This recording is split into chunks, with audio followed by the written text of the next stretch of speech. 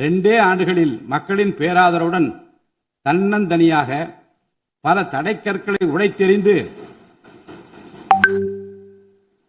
பணநாயகத்தை ஒழித்து ஜனநாயகத்தை நிலைநாட்டி ஆட்சியை பிடித்திருக்கிறார் சரித்திர நாயகர் மாண்புமிகு தமிழ்நாடு முதலமைச்சர் அவர்கள்.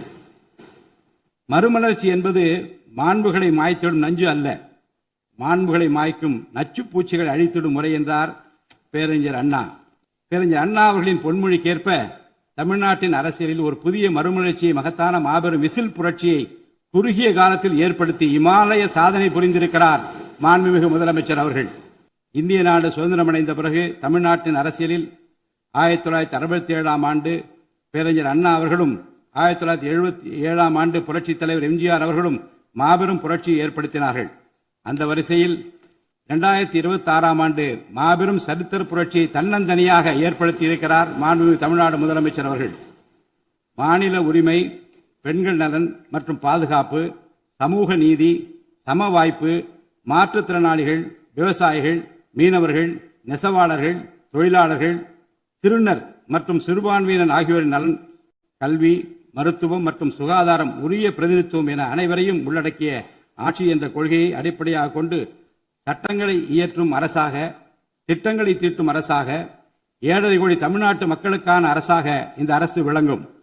தமிழக வெற்றி கழகத்தின் கொள்கை தலைவர்களாக திகழும் பகுத்தறிவு பகலவன் தந்தை பெரியார், பெருந்தலைவர் காமராஜர், சட்டமேதை அண்ணல் அம்பேத்கர், ராணி வேலு நாச்சியார், மக்கள் சேவகர் அஞ்சலை அம்மாள் ஆகியோர் இன்று நம்முடன் இல்லை என்றாலும் அவர்கள் வகுத்து தந்த கொள்கைகளை கட்டிக்காத்து பேரறிஞர் அண்ணா மற்றும் புரட்சித் தலைவர் எம்ஜிஆர் அவர்களது வழியில் ஜனநாயகத்தின் மேன்மையை மேம்படுத்த தேவையான அனைத்து நடவடிக்கைகளையும் இந்த அரசு நடைமுறைப்படுத்தும்.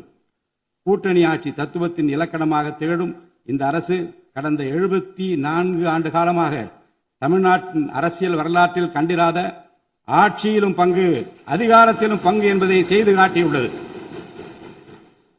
தமிழக வெற்றி கழக அரசு பொறுப்பேற்ற பின்னர் மாண்புமிகு முதலமைச்சர் திரு ஜோசப் விஜய் அவர்கள் புதுதில்லியில் மாண்புமிகு இந்திய பிரதமர் திரு நரேந்திர மோடி அவர்களை நேரில் சந்தித்து தமிழ்நாட்டின் நீண்டகால கோரிக்கைகளான வான்வழி அமைப்பு மையத்தை CABS கேப்ஸ் ஓசூரின் அருகில் நிறுவவும், மேகதாது அணை கட்ட கர்நாடக அரசு முயல்வதை தடுக்கவும், தமிழ்நாட்டு மீனவர்கள் இலங்கை அரசால் கைது செய்யப்படுவதை தடுத்து மீனவர்களையும் அவரது படகுகளையும் உடனே விடுவிப்பதற்கான நடவடிக்கைகள் அடங்கிய கோரிக்கை மனுவை அளித்து தமிழ்நாட்டுக்கு தேவையான நிதி உதவி உள்ளிட்ட அனைத்து உதவிகளையும் வழங்குமாறு கேட்டுக்கொண்டார்.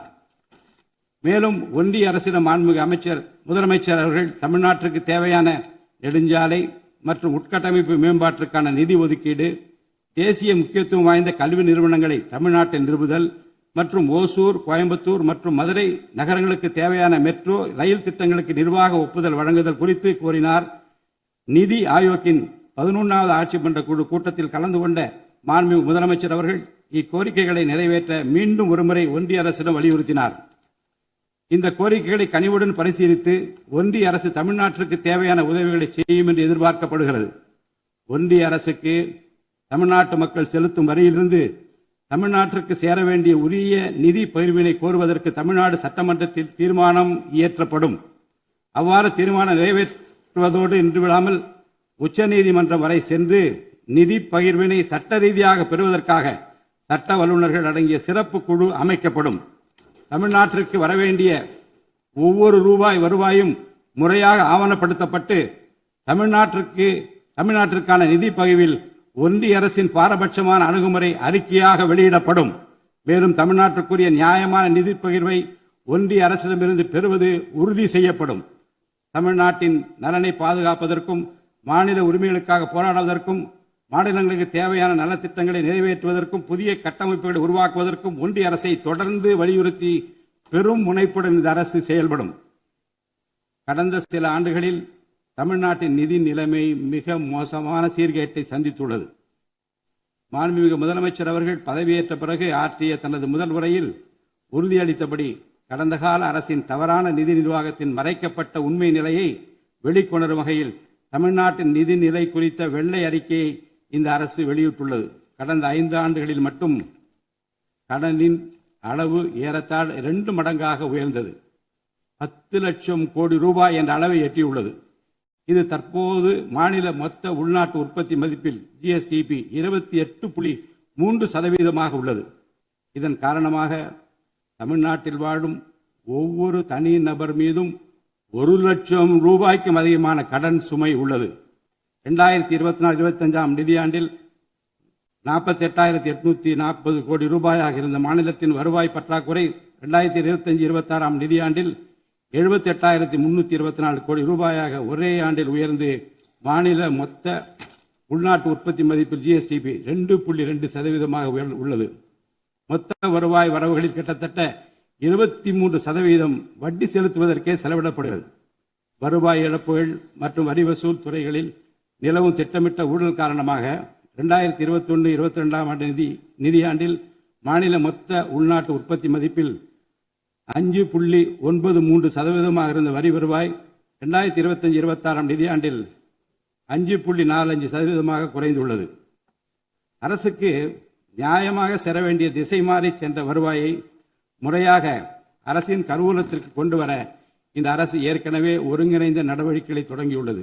இதுவரை தடமாறி சென்ற வருவாயை அரசின் கணக்கிற்கு கொண்டு வரும் பொருட்டு மதுபான உற்பத்தியாளருக்கான கூடுதல் சிறப்பு கட்டணத்தை பிரிவிலேஜ் ஃபீ இந்த அரசு அண்மையில் விதித்துள்ளது. இதன் மூலம் அரசின் கருவூல கணக்கில் வரவு வராத வருவாய்கள் அனைத்தும் முழுமையாக முறைப்படுத்தப்படும். அரசின் அதிகாரப்பூர்வ கருவூல வருவாயாக நேரடியாக மாற்ற நடவடிக்கைகள் எடுக்கப்பட்டும் அரசிற்கு ஓர் ஆண்டிற்கு 1000 கோடி ரூபாய் வரை வரவு எதிர்பார்க்கப்படுகிறது. வருவாய் வரவுகளில் ஏற்படும் அனைத்து இழப்புகளையும் அதேபோல் அரசு பணிகள் மற்றும் இதர அரசு செலவினங்களில் ஏற்படும் இழப்புகளையும் தடுத்து நிதி நிலையை மீண்டும் சீரான பாதைக்கு கொண்டு வர இந்த அரசு அனைத்து நடவடிக்கைகளையும் மேற்கொண்டு வருகிறது. இதன் மூலம் தமிழ்நாட்டு மக்களுக்கு அளித்த வாக்குறுதிகளை இந்த அரசு முழுமையாக நிறைவேற்றும். மிகவும் சவாலான நிதி நெருக்கடியினை தமிழ்நாடு அரசு சந்தித்து வரும் வேளையிலும் மக்களுக்கு அளித்த வாக்குறுதிகளை நிறைவேற்றும் முனைப்புடன் இந்த அரசு ஆட்சி பொறுப்பேற்றவுடன் மாண்புமிகு முதலமைச்சர் அவர்கள் முதல் 3 உத்தரவுகளாக நுகர்வோரின் மின் கட்டணத்தினை குறைத்திடும் விதமாக அரசிற்கு ஏற்படக்கூடிய 1730 கோடி ரூபாய் செலவில் 2 மாதங்களுக்கு 500 யூனிட் வரை பயன்படுத்தும் வீடுகளுக்கு 200 யூனிட் இலவச மின்சாரம் வழங்கவும், மாநிலத்தின் அனைத்து மாவட்டங்களிலும் போதைப் பொருள் தடுப்பு சிறப்பு படையினை உருவாக்கவும் மற்றும் பெண்கள் மற்றும் குழந்தைகளின் பாதுகாப்பிற்காக சிங்கப்பெண் சிறப்பு அதிரடி படையினை ஏற்படுத்தவும் ஆணையிட்டுள்ளார். பொது அமைதியை பேணி காப்பது, சட்டத்தின் ஆட்சியை நிலைநிறுத்துவது மற்றும் பெண்களுக்கு எதிரான குற்றங்களை இரும்பு கரம் கொண்டு ஒடுக்கி மகளிர் மற்றும் குழந்தைகளை பாதுகாப்பான சூழ்நிலை உருவாக்குவது இந்த அரசின் முதன்மையான லட்சியமாகும். பெண்களுக்கு எதிரான பாலியல் வன்கொடுமை மற்றும் சமூக விரோத செயல்களில் ஈடுபடுவோர் மீது இந்த அரசு மிக கடுமையான கண்டிப்பான விரைவான நடவடிக்கைகளை எடுத்து உரிய சட்ட பிரிவுகளின் கீழ் அதிகபட்ச தண்டனை பெற்றுத்தரும். பெண்கள் மற்றும் குழந்தைகளின் பாதுகாப்பினை உறுதி செய்யும் பொருட்டு உருவாக்கப்பட்ட சிங்கப்பெண் சிறப்பு அதிரடிப்படை 2545 புதிய பணியிடங்களுடன் 319 புதிய 4 சக்கர ரோந்து வாகனங்கள், 101 இருசக்கர வாகனங்கள் மற்றும் ட்ரோன்களுடன் 354 கோடி ரூபாய் நிதி ஒதுக்கீட்டில் இப்பணியினை மிக சிறப்பாக செய்து முடிக்கும். கடந்த சில ஆண்டுகளாக தமிழ்நாட்டில் போதைப்பொருள் கலாச்சாரம் வேரூன்றியுள்ளது. இதனை கட்டுப்படுத்த முந்தைய அரசு ஆக்கப்பூர்வமான நடவடிக்கைகள் எதையும் எடுக்கவில்லை. தமிழ்நாட்டின் சட்டம் ஒழுங்கு சீர்கேட்டிற்கு முதற் காரணம் மாநிலத்தின் பரவலாக கிடைக்கும் போதைப் பொருள் பழக்கம்தான். போதைப் பொருள் இல்லாத தமிழ்நாட்டை உருவாக்குவது இந்த அரசு முழு மூச்சுடன் செயல்படும். இதனை செயல்படுத்தும் விதமாக போதைப் பொருள் தடுப்பு சிறப்பு படை அனைத்து மாவட்டங்களில் உருவாக்க இந்த அரசு உத்தரவிட்டுள்ளது. போதைப் பொருள் நடமாட்டத்தை முற்றிலுமாக ஒழிக்க தேவையான அனைத்து நடவடிக்கைகளையும் இந்த அரசு எடுத்து வருகிறது. பொதுமக்களின் நலனில் பெரிதும் அக்கறை கொண்ட இந்த அரசு பொறுப்பேற்றவுடன் முதற்கட்டமாக வழிபாட்டு தலங்கள், கல்வி நிறுவனங்கள் மற்றும் பேருந்து நிலையங்களுக்கு அருகில் 500 மீட்டர் தொலைவில் அமைந்திருந்த 717 மதுபான சில்லறை விற்பனை கடைகள் மூடப்பட்டுள்ளன. கள்ளச்சாராய நடமாட்டம் மற்றும் சட்டவிரோத மது விற்பனையை முற்றிலும் ஒழிப்பதற்கும் இத்துறையில் முழுமையான கண்காணிப்பை ஏற்படுத்துவதற்கும் தேவையான கடுமையான விதிமுறைகள் உருவாக்கப்பட்டு நடைமுறைப்படுத்தப்படும். இதன் மூலமாக ஆயத்தீர்வை வசூல் மற்றும் மதுபான விநியோகத்தில் உள்ள முறைகேடுகள் தடுக்கப்பட்டு மாநிலத்தின் சமூக பொருளாதார சூழல் நல்வழிப்படுத்தப்படும். தமிழ்நாட்டில் கனிம வளத்துறையில் மலிந்து கிடக்கும் ஊழல் முறைகேடுகள் காரணமாக கனிம வளங்கள் மூலம் கிடைக்கும் வருவாயில் பெரும் அளவில் இழப்பு ஏற்பட்டுள்ளது. மாநிலத்தில் உள்ள கனிம வளங்களை திறம்படவும் சுற்றுச்சூழலுக்கு உகந்த வகையில் நீடித்த காலத்திற்கு பயன்படுத்துவதையும் இந்த அரசு உறுதி செய்யும். அரசின் கருவூலத்திற்கு வரவேண்டிய வருவாய் வேறு வழிகளில் திசை மாறி செல்வதை தடுத்து அது முறையாக வந்து சேருவதை உறுதி செய்வதற்காக முறையான ஒழுங்குமுறை மற்றும் அமலாக்கத்தின் மூலம் திட்டமிட்ட சட்டவிரோத கனிம தொழிலும் வரி ஏய்ப்பும் இரும்பு கரம் கொண்டு ஒடுக்கப்படுகின்றன. இந்த முயற்சிகளின் வாயிலாக கனிமங்கள் மூலமாக கிடைக்கும் வருவாயை இரட்டிப்பாக்க அரசு தீவிரமாக முயன்று வருகிறது.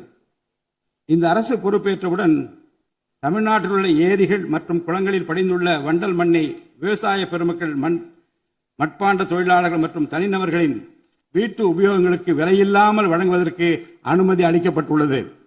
இதன் மூலம் நீர்நிலைகளின் கொள்ளளவு அதிகரிப்பதற்கு வழிவகை ஏற்படுவதுடன் மழைநீர் மற்றும் நிலத்தடி நீர் சேமிப்பிற்கும் உதவிகரமாக இருக்கும். இத்திட்டமானது மண் வளத்தை மேம்படுத்தி அதன் மூலம் வேளாண் உற்பத்தி திறனையும் அதிகரிக்கும். இத்திட்டத்தின் கீழ் தற்போது வரை 18,274 ஏரிகள் மற்றும் குளங்கள் அறிவிக்கை செய்யப்பட்டுள்ளன.